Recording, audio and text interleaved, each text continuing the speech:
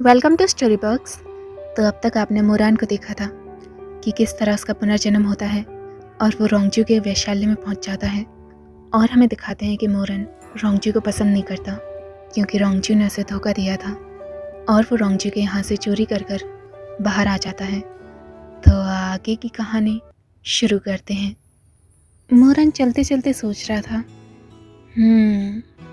अगर मेरी आत्मा ने पुनर्जन्म लिया है तो शायद मेरी कल्टीवेशन स्किल्स भी वैसी ही होंगी जितनी शक्तिशाली मेरे पिछले जन्म में थी।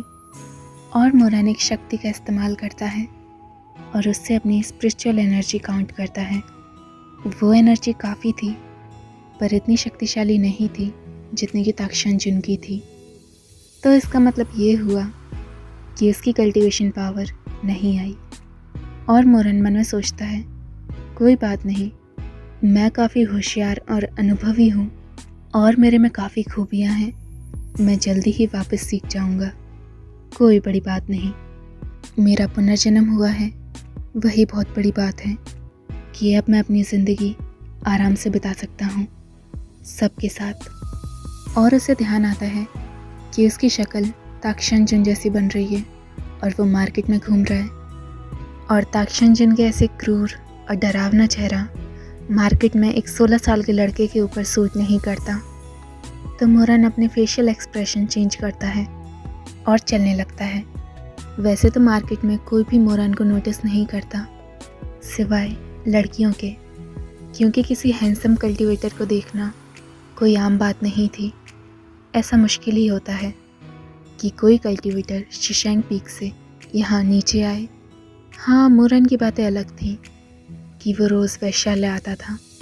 मोरन उन लड़कियों की ओर स्माइल करता है और वो लड़कियाँ शर्माने लगती हैं। और मोरन वुचैंग टाउन पहुँच जाता है जो कि शिशैंग पीक से पास ही था। मोरन को भूख लगाती है और वो रेस्टोरेंट में जाकर मेन्यू देखने लगता है और सीधा शॉपकीपर से कहता है, 1 plate chicken, 1 plate beef with chilli sauce और 2 कैटीज सोजू जो कि स्पाइसी होना चाहिए। ये एरिया काफ़ी मशहूर था तो यहाँ पर काफ़ी लोग आए हुए थे। एक स्टोरी टेलर स्टेज पर बैठा हुआ था और उन्हें शिशैंग पीक के इतिहास की स्टोरी सुना रहा होता है जो कि वो अपनी कल्टीवेशन पावर से एनिमेशन के रूप में दिखा रहा था, जहाँ पर चीज़ें हवा में उड़ रही थी। मोरन खाते खाते उसकी कहानी सुनता है। वो स्टोरी टेलर सुनाता है, जहाँ तक मैं जानता हूँ आप सब लोग जानते हो कि हमारा कल्टीवेशन वर्ल्ड 2 भागों में बांटा गया है, अपर कल्टीवेशन रील और लोअर कल्टीवेशन रील। तो आज हम आपके सामने लोअर कल्टीवेशन रील के सबसे महान राज्य शिशैंग पीक की बात करेंगे। क्या आप सब जानते हैं 100 साल पहले वुचैंग टाउन काफ़ी गरीब था, जहाँ पर कोई ज़िंदा रह ही नहीं सकता था। वुचैंग टाउन में डीमन रील्म तक पहुंचने का रास्ता था। किसी में भी हिम्मत नहीं होती थी कि कोई रात के अंधेरे में वुचैंग टाउन आ जाए। फिर शिशैंग पीक के कल्टीवेटर्स आए जिन्होंने यहाँ पर अपनी शक्तियों से और थोड़े पूजा पाठ से शिशैंग पीक का निर्माण करा और अब हमारा टाउन एक खुशहाल और समृद्ध टाउन है। इस सब का शुक्रिया अदा शिशैंग पीक को जाता है। वो राज्य सीधा डीमन रील्म के गेट पर बना जो कि येन और यांग के बीच में है। हालांकि वो राज्य ज़्यादा पुराना नहीं है, लेकिन अब भी वो हमेशा हमें डीमन से बचाता आ रहा है। हम शिशैंग पीक के कल्टीवेटर्स का शुक्रिया अदा करते हैं कि उन्होंने शिशैंग पीक का निर्माण डीमन रील्म के द्वार पर करा और अब तक हमें बचा रहे हैं। मोरन ने ये कहानी कई बार सुन रखी है। वो कहानी जानता था, इसीलिए उसका ध्यान ज़्यादातर कहानी पर नहीं बल्कि खिड़की के बाहर उन लोगों पर था जिन्होंने अपनी पोशाक तो कल्टीवेटर जैसी पहन रखी थी, लेकिन उन्हें मोरन जानता नहीं था। उनके हाथ में एक बड़ा सा पिंजरा था जिसमें कुछ बच्चों को जानवरों के कपड़े पहना रखे थे और सड़क पर खेल दिखा रहे थे। मोरन के लिए ये उस कहानी से ज़्यादा इंटरेस्टिंग था, तो मोरन की अटेंशन उधर जाती है। वो शख्स चिल्लाता है, सुनो सुनो सुनो, ज़रा इस शेर के बच्चे को देखो। ये सारे के सारे इंसान जैसे दिखने वाले शैतान हैं जिन्हें हम पाल रहे हैं। ये बहुत होशियार हैं और ये मैथ्स भी कर सकते हैं। आइए और इनका खेल देखिए। जब मोरन उन बच्चों की ओर देखता है तो उसे हैरानी होती है और वो मन में सोचता है, ये भालू के खाल में बच्चे तुम्हें शेर वाले डीमन लग रहे हैं। हाँ, क्या मजाक है। कुछ गधे ही आएंगे तुम्हारा ये शो देखने को। लेकिन मोरन चौंक जाता है जब वो देखता है कि वहाँ काफ़ी भीड़ लग गई थी और वो बच्चे अबैकस पर मैथ सॉल्व कर रहे होते हैं। स्टोरी टेलर के सारे लोग उठकर बाहर चले जाते हैं। जब स्टोरी टेलर अपनी आंखें खोलता है तो उसे बस एक शख्स दिखता है जो कि सोच रहा था कि उसे भी बाहर जाना चाहिए और खेल देखना चाहिए। सब लोग चिल्लाते हैं, अरे ये डीमन तो मैथ सॉल्व कर रहा है, वो भी अबैकस पर। वाह, क्या देखा आज मैंने। ये लो, मेरी तरफ से डबल इनाम लो। स्टोरी टेलर एक अपने लौते कहानी सुनने वाले को सुनाने की कोशिश करता है तो शिशेंग पीक के मास्टर जाने जाते हैं। तभी वो लड़का चिल्लाता है, अरे अरे देखो, वो छोटा वाला डीमन तो एप्पल खा रहा है। अरे उसको तो देखो, वो तो ज़मीन पर लौट रहा है।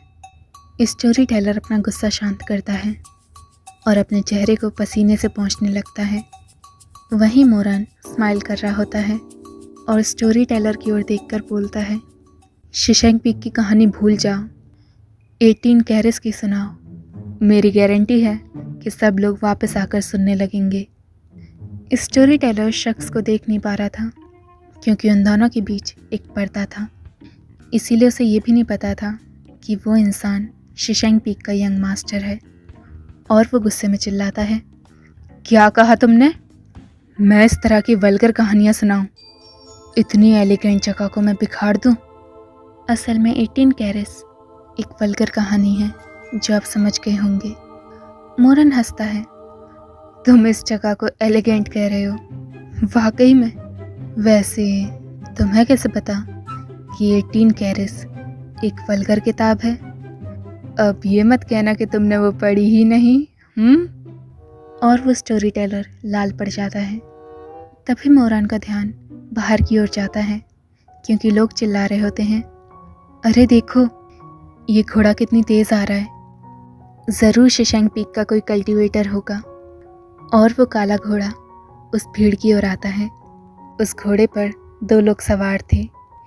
एक ने ब्लैक बैम्बू हैट पहन रखी थी तो उसकी शक्ल पहचान में नहीं आ सकती, लेकिन दूसरा इंसान 30-40 साल की एक औरत थी जो कि काफ़ी दुखी लग रही थी।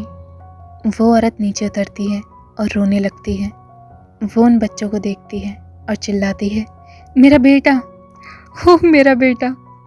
और वो सीधा भाग के अपने बच्चे को गले लगा लेती है। सारी की सारी ऑडियंस खड़ी के खड़ी रह जाती है। तभी एक शख्स बोलता है, हाँ तुम्हारा बेटा? पर ये तो डीमन था ना, तो फिर ये औरत इसे अपना बच्चा क्यों कह रही है?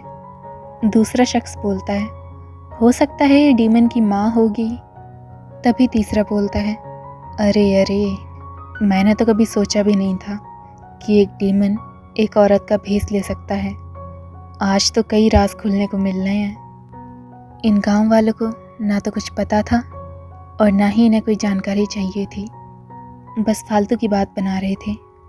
मोरन ये बातें अच्छे से जानता था। उसे ये भी मालूम था कि इस दौरान एक अफवाह फैल रही थी कि कुछ कल्टीवेटर्स बच्चों को अगवा कर लेते हैं और उनकी जीभ काट देते हैं ताकि वो बोल ना पाएं, और गर्म पानी से उनके शरीर को भी जला देते हैं और फिर जानवर की खाल उन पर चिपका देते हैं। जो भी कोई इस इंसान को देखेगा तो उसे वो बच्चा डीमन ही लगेगा और उन बच्चों के पास कोई रास्ता नहीं बचता सिवाय इस तरह के खेल में पार्टिसिपेट करने का। जब मोरन ये सब सोच रहा था तभी वो इंसान जो कि उस औरत के साथ आया था वो उन कल्टीवेटर से कुछ बोलता है, जिससे वो कल्टीवेटर वापस बोलते हैं, माफ़ी मांगे? ऐसा हम नहीं करेंगे। दूसरा कल्टीवेटर बोलता है, हाँ तुम शिशेंग पीक से आए हो तो कुछ भी करोगे, अपने काम पर ध्यान दो, ठीक है? पर वो शिशेंग पीक का लड़का नहीं जा रहा होता फिर बाद में वो कल्टीवेटर्स बोलते हैं, इसको मारो और सबक सिखाओ, और वो उस इंसान को मारने लगते हैं। अपने ही शशांक पीक के किसी डिसिपल को मरते हुए देख मोरन कहता है, उफ, कितना डरावना है। मोरन की कोई इंटेंशन नहीं थी कि वो जाकर उसकी मदद करे। वो हमेशा से मानता था कि हर जगह अच्छा बनकर और औरों के बिजनेस में टांग अड़ाकर कुछ नहीं होता। ये उसके पिछले जन्म के उसूल थे। ऐसे ना जाने कितने लोग हैं जो अच्छा बनने के लिए औरों की चीज़ों में आते हैं और फिर खुद मुँह खा जाते हैं। मोरन की नज़रों में वो सब इडियट्स होते हैं। अगर केवल मोरन की आंटी की बिल्ली पेड़ पर भी चढ़ जाए तो पूरा शशांक पीक उसे बचाने आ जाता है, जो कि मोरन को समझ नहीं आता कि हर जगह पढ़ने की क्या ज़रूरत है। सब के सब इडियट होते हैं। एक काम अच्छा करने से तुमने पूरी दुनिया तो नहीं सुधार दी। इस दुनिया में काफ़ी सारी गलत चीज़ें हैं, तो हर जगह पढ़ने का क्या फ़ायदा। और ऑडियंस फिर भी नहीं जाती। अब उनको मज़ा आ रहा था कि ये लोग लड़ रहे हैं और वो लोग चिल्लाते हैं, ओ ये तो फाइट कर रहे हैं, अरे अरे इनकी लड़ाई तो देखो। कुछ लोग कहते हैं, तुम इतने सारे लोग एक इंसान के पीछे पड़ गए हो, क्या तुम्हें शर्म नहीं आती। अरे अरे क्या बचा है वो। इन लोगों को शायद लड़ाई देखने में काफ़ी मज़े आते हैं, पर मोरन को नहीं। उसने अपनी ज़िंदगी में काफ़ी सारे खून बहते हुए देख चुके हैं। और मोरन रेस्टोरेंट से बाहर आ रहा होता है। जब वो बाहर आते हुए देखता है तो वो उस शशांक पीक के लड़के को पिटते हुए देखता है और फिर इरिटेट होकर बोलता है, ये तो शशांक पीक पर कलंक है। हमारे शशांक पीक के सारे कल्टीवेटर्स इतना अच्छा लड़ते हैं, एक इंसान 10 के बराबर होता है, पर इसे तो लड़ना भी नहीं आता। वो कल्टीवेटर्स उस इंसान को खींचते हैं और फिर बाद में लाते मारने लगते हैं, लेकिन वो इंसान फिर भी पोलाइटली कहता है, ऑनरेबल मैन, कृपया मुंह से बात करें, ना कि अपने हाथों से। मैं यहाँ आपको कुछ समझाने आया हूँ, आप सुन क्यों नहीं रहे। ये सुनकर सारे कल्टीवेटर्स और मोरन चौंक जाते हैं। कल्टीवेटर्स मन में सोचते हैं, क्या बकवास है, यहाँ पर ये इतना पिट चुका है और अब भी पंडितों की तरह ज्ञान झाड़ रहा है, इसमें दिमाग है कि नहीं। और वहीं मोरन इसीलिए चौंक जाता है क्योंकि इस इंसान की आवाज़ जानी पहचानी थी। मोरन की सांसें थम जाती हैं और उसकी आंखें बड़ी हो जाती हैं। उसे विश्वास नहीं हो रहा था और वो मन में सोचता है, ये आवाज़ तो। और वो चिल्लाता है, शिमी, और सीधा भागकर शिमी की ओर जाता है।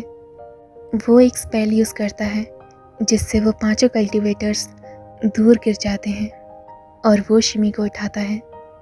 उस इंसान के कपड़े उन सब कल्टीवेटर्स की लातों से गंदे हो रखे थे और उसकी आवाज़ काँप रही थी। मोरन उसे देखता है और बोलता है, शिमी, क्या ये तुम हो। और हमारा चैप्टर एंड होता है। आगे जानने के लिए देखते रहिए स्टोरी बॉक्स।